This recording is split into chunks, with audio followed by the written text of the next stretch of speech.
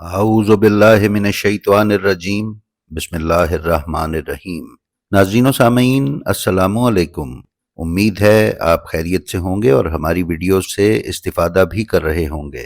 ناظرین، ہندوستان کے شیعہ بادشاہوں اور نوابوں نے نجف و کربلا اور عراق و ایران کے مقدس مقامات کی جس طرح خدمت کی ہے اس کی نظیر شیعت کی پوری تاریخ میں نہیں ملتی، خصوصاً سلطنت اودھ کہ جس کا دارالحکومت لکھنؤ تھا کہ نواب عزاداری کو پورے ہندوستان میں رائج کرنے اور عزاداری کے سلسلے میں آج سے 200 سال پہلے کروڑوں روپیہ صرف کرنے اور عزاداری کے نادر و نایاب سلسلے شروع کرنے میں اپنی مثال آپ تھے۔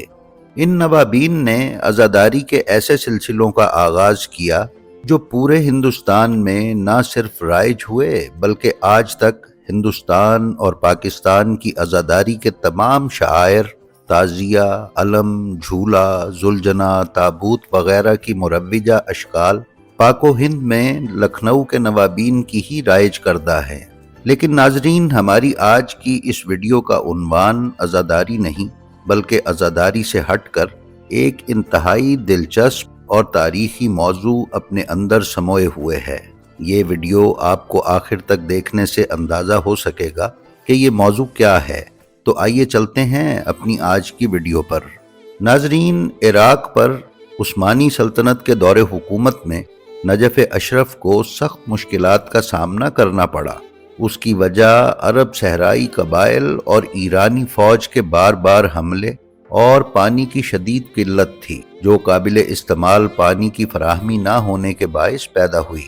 16ویں صدی کے آغاز تک نجف اشرف میں آباد گھروں کی تعداد 3000 سے کم ہو کر صرف 30 تک رہ گئی۔ سن 1604 میں جب پرتگالی سیاح پیڈرو تیکزیرا نجف اشرف سے گزرا تو اس نے شہر کو کھنڈرات کی صورت میں پایا، جہاں بمشکل 500 کے قریب لوگ آباد تھے۔ 18ویں صدی کے اواخر میں سعودی نجدیوں نے نجف اشرف کا محاصرہ کیا، جس کے بعد شہر کے علماء نے شہر کی دیوار کی تعمیر کا انتظام کیا اور عورتوں اور بچوں کے لیے زیر زمین سرنگیں بنوائیں تاکہ اگر دیوار ٹوٹ جائے تو بچے اور عورتیں پناہ لے سکیں۔ نجف اشرف کے زیر زمین سرنگوں کا پورا ایک نظام اور شہر بسایا گیا۔ اس پر عنقریب ہم آپ کی خدمت میں ایک ویڈیو پیش کریں گے۔ ناظرین، یہ قلعہ بندیاں بعد میں ہونے والے وہابی محاصرے کو کامیابی سے پسپا کرنے میں مؤثر ثابت ہوئیں۔ نجف اشرف میں پانی کی قلت کا مسئلہ آخر کار سن 1803 میں نہر ہندیہ کی تعمیر مکمل ہونے کے بعد حل ہوا، جس کے نتیجے میں شہر کی آبادی تیزی سے بڑھ کر 30,000 سے 60,000 تک پہنچ گئی۔ یہ نہر ہندیہ کس نے کھدوائی اور اس کی تعمیر کے سلسلے میں کیا قدم اٹھائے گئے، نیز اس نہر کا نام ہندیہ کیوں تھا، اس پر ایک نظر دوڑاتے ہیں۔ ناظرین، کربلائے معلیٰ اور حلہ کے درمیان ایک شہر آباد ہے جسے الہندیہ کہا جاتا ہے۔ اس ضلع کا مرکز قصبہ تویرج ہے، جسے تاروک کا مخفف سمجھا جاتا ہے۔ یہ شہر کربلائے معلیٰ سے 25 کلومیٹر کے فاصلے پر شاہراہ حلہ پر واقع ہے۔ کربلا سے نجف اشرف جانے والی مشہور و معروف شاہراہ سے بھی ایک ذیلی سڑک الہندیہ کو جاتی ہے۔ یہ سڑک اسی شاہراہ نجف سے نکلتی ہے جس پر ہر سال مشی انجام دی جاتی ہے۔ اس علاقے کو قضاء الہندیہ یعنی ضلع ہندیہ اس لیے کہا جاتا ہے کہ اس کی زمینیں نہر ہندیہ کے دونوں کناروں پر واقع ہیں۔ یہ نہر بادشاہ اودھ نواب آصف الدولہ محمد یحییٰ خان نے 1208 ہجری یعنی 1793 عیسوی میں کھدوانی شروع کی تھی۔ اس شہر ہندیہ کی بنیاد 1793 میں رکھی گئی، جس کی داستان کچھ یوں ہے کہ نواب آصف الدولہ سن 1793 میں جب نجف اشرف کی زیارت کرنے کے لیے تشریف لائے تو اہل نجف نے ان سے شکایت کی کہ ان کے علاقے میں پانی کی شدید قلت ہے، شہر کا پانی خشک اور کنویں کھارے ہو گئے ہیں اور یہ مقدس شہر بے آباد ہو کر اپنی مرکزی حیثیت اور عظمت کھو رہا ہے۔ یہ سن کر نواب آصف الدولہ نے عراقی قبائل کے سرداروں اور انجینئرز کو جمع کیا اور ایک نہر کھودنے کا منصوبہ بنایا تاکہ دریائے فرات کا پانی نجف اشرف تک پہنچایا جا سکے، تاکہ اس مقدس اور تاریخی شہر کی رونق و عظمت بحال ہو سکے۔ نواب صاحب نے اس مقصد کے لیے بے حد مال و دولت خرچ کیا اور ایک نہر کھدوائی جو دریائے فرات کے دائیں کنارے سے بابل شہر سے تقریباً 10 کلومیٹر اوپر سے شروع ہوتی تھی اور قدیم نہر کوفہ کے رخ پر بہتی تھی۔ یہی نہر بعد میں نواب آصف الدولہ کی نسبت سے نہر ہندیہ کہلائی۔ ناظرین، یہ واقعہ سن 1793 میں پیش آیا، جسے اس وقت کے اہل ادب نے صدقہ جاریہ کے الفاظ سے یاد کیا۔ پانی کی اس نہر اور اس کے گرد آباد ہونے والی بستی کو ہندیہ کہا گیا۔ ابتدا میں الہندیہ نامی جگہ ایک بڑے قصبے کے طور پر ابھر کر سامنے آئی کہ جس میں اس نہر کی کھدائی اور تعمیر کرنے والے مزدور اور ماہرین تعمیرات کے لیے رہائشی مکانات تعمیر کیے گئے۔ پھر اس آبادی کو کھانے پینے اور دیگر ضروریات زندگی کی فراہمی کے لیے دیگر لوگوں نے بھی یہاں پر آباد ہونا شروع کیا اور کاروباری سرگرمیوں نے بھی اپنا قدم جمایا۔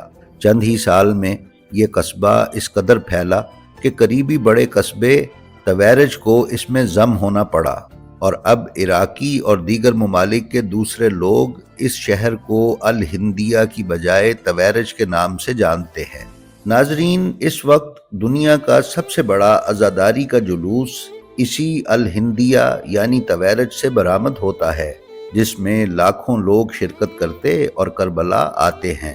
تویرج اور دیگر علاقوں کی ماتمی انجمنیں کنطرۃ السلام نامی جگہ سے جو کربلا سے تقریباً 5 کلومیٹر کے فاصلے پر واقع ہے اکٹھے ہوتے ہیں اور پھر باقاعدہ ایک بہت عظیم الشان جلوس کی صورت میں کربلا میں داخل ہوتے ہیں۔ صوبہ کربلا میں عزاداری اور شعائر حسینی کی تاریخ کے محقق رشید زمیزم کا اس حوالے سے کہنا ہے کہ یہ عزاداری اپنی موجودہ شکل میں سن 1855 سے، جبکہ ایک دوسرے قول کے مطابق سن 1842 سے تقریباً 150 سال پہلے یعنی سن 1725 کے آس پاس سے شروع ہوئی ہے۔ ان کے بقول اس عزاداری کے بانی مرزا صالح القزوینی ہیں، جو صوبہ کربلا کے اکابرین میں سے اور الہندیہ شہر کے قریبی قصبے تویرج کے رہنے والے تھے۔ یہ قصبہ کربلا شہر کے مشرق میں 25 کلومیٹر کے فاصلے پر تھا۔ مرزا صالح القزوینی ہر سال محرم الحرام کے پہلے عشرے کے دوران اپنے گھر میں مجالس و عزاداری کا اہتمام کرتے تھے۔ ایک سال عاشور کے روز وہ اپنے گھوڑے پر سوار ہوئے، جبکہ عزاداروں کی ایک تعداد ان کے ساتھ پیدل چل رہی تھی۔ اسی عزاداری کی حالت میں وہ کربلا کی جانب نکل گئے۔ جب کربلا کے لوگوں نے تویرج کے عزاداروں کو اس پرجوش انداز میں عزاداری کرتے ہوئے دیکھا تو وہ بھی ان کے ساتھ شامل ہو گئے، اور اس سال سے لے کر اب تک یہ عزاداری جاری ہے۔ ناظرین، رشید زمیزم کا مزید کہنا ہے کہ مرزا صالح القزوینی کربلا شہر کے داخلی دروازے باب التویرج پر عزاداروں کے جمع غفیر کے ساتھ پہنچے اور ظہر کی نماز ادا کرنے کے بعد تویرج کے پیدل بھاگتے ہوئے جلوس کو دوبارہ سے حرم امام حسین علیہ السلام اور حرم حضرت عباس علیہ السلام کی طرف لے جانا شروع کر دیا۔ ناظرین، شہر ہندیہ یا تویرج کا ذکر کئی تاریخی کتابوں میں آیا ہے۔ سن 1873 میں نواب آصف الدولہ کے بسائے ہوئے اس شہر نے بڑھ کر ایک ضلع کے محلِ وقوع جتنا رقبہ گھیر لیا تھا۔ ڈاکٹر علی الوردی اپنی کتاب لمحات اجتماعیہ من تاریخ العراق میں لکھتے ہیں کہ اس زمانے یعنی 18ویں صدی عیسوی میں عراق میں کئی نئی بستیاں وجود میں آئیں یا چھوٹے دیہات بڑھ کر شہروں میں تبدیل ہوئے۔ ان شہروں میں سن 1861 میں العمارہ، 1864 میں علی الغربی، 1865 میں العزیزیہ، 1868 میں قلعۃ الصالح، 1868 میں ہی المحمودیہ، 1869 میں القوط اور الہندیہ شامل ہیں۔ ناظرین، کربلا کو صوبہ بنائے جانے سے پہلے کربلا اور اس سے ملحقہ شہر صوبہ بغداد کے زیر انتظام تھے۔ اس لیے الہندیہ بھی انتظامی طور پر بغداد کے ہی زیر اثر تھا۔ مورخ سٹیفن لانگرک نے اپنی کتاب الاربع قرون من تاریخ العراق یعنی عراق کی 4 صدیوں کی تاریخ میں لکھا ہے کہ سن 1879 میں ترکی عراق میں اپنی آخری شکل میں 3 صوبوں پر مشتمل تھا: موصل، بغداد جس میں کربلا، الہندیہ، نجف اور الرزازہ کے اضلاع شامل تھے، اور بصرہ۔ ان حوالوں سے ظاہر ہوتا ہے کہ الہندیہ ایک بڑے شہر کے طور پر سن 1870 سے پہلے ہی وجود میں آ چکا تھا اور 19ویں صدی کے وسط میں بطور ایک منظم شہر ابھر کر سامنے آیا۔ مزید برآں لانگرک اپنی اسی کتاب کے صفحہ 14 پر سن 1500 عیسوی کے عراق کا ذکر کرتے ہوئے لکھتا ہے کہ دریائے فرات کے مغرب میں جہاں آج الرماحیہ، کوفہ اور مقدس مقامات ہیں، زمین بہار کے موسم میں سیلاب سے بھر جاتی تھی اور فرات کی ایک شاخ یعنی بالاکوباس جو نہر ہندیہ کی قدیم شاخ تھی اس وقت خشک اور ویران تھی، اور اس زمانے میں تویرج نام کا کوئی شہر وجود میں نہیں آیا تھا۔ ناظرین، نجف اشرف کو سیراب کر کے دوبارہ آباد کرنے والی اس نہر ہندیہ کی کھدائی 10 سال کے عرصے پر محیط ہے، جس پر اس وقت کروڑوں روپے کا خرچ ہوا جو آج کے اربوں روپے کے برابر ہے۔ نواب آصف الدولہ اور سلطنت اودھ کے ذاتی خزانے سے یہ خرچ ادا کیا گیا۔ اودھ کے اگلے آنے والے بادشاہوں نے بھی الہندیہ کی تعمیر و ترقی اور مراسم عزاداری کی سرپرستی میں کوئی کسر نہیں چھوڑی۔ آج تویرج اور الہندیہ کی عزاداری پوری دنیا میں اپنی مثال آپ ہے۔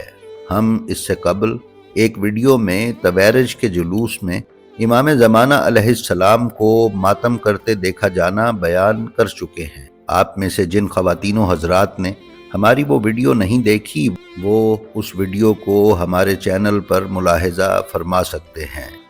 جی تو ناظرین، یہ تھی ہماری آج کی ویڈیو۔ ہمیں امید ہے یہ آپ کو پسند آئی ہوگی۔